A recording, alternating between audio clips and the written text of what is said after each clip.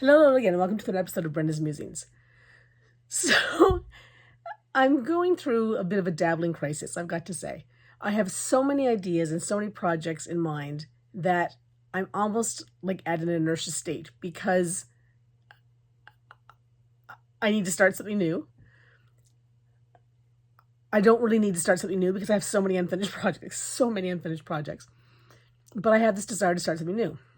So that's what I'm going to do. Go back to something that I did before, I've tried before, without success.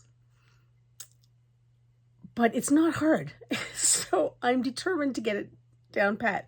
And I was going through this book called Steal Like an Artist by Austin Kleon. And I've got several of his books and I love them.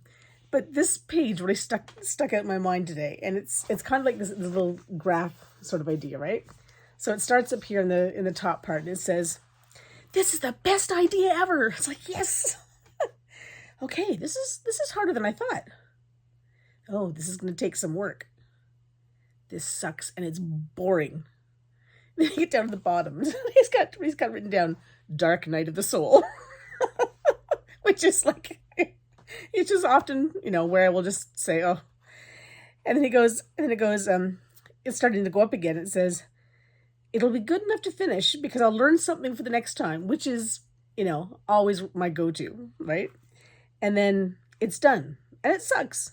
But it's not as bad as I thought it was going to be. And he says this is stolen from his friend Maureen McHugh. And it's entitled "The Life of a Project." And honestly, so often that is exactly how it goes. It's like, oh my God, I can do this. This is it. This is the answer I've been looking for. And then you start it and you will start working it and it becomes this, like, it doesn't remotely resemble the idea that you have to start with. And you're like, what the hell? What's going on? Why isn't this working the way it's supposed to work? And, what am I doing wrong here? And blah, blah, blah, blah, blah, blah, blah.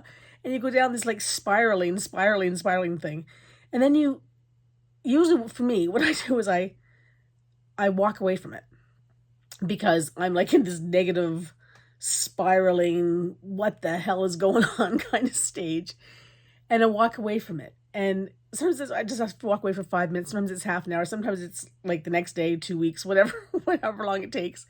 But I come back to it and it's like, oh, I like that area, or I like what's happening over there, or I like the whole sort of color composition, or there's parts of it, if not all of it, that I actually like when I look at it with fresh eyes.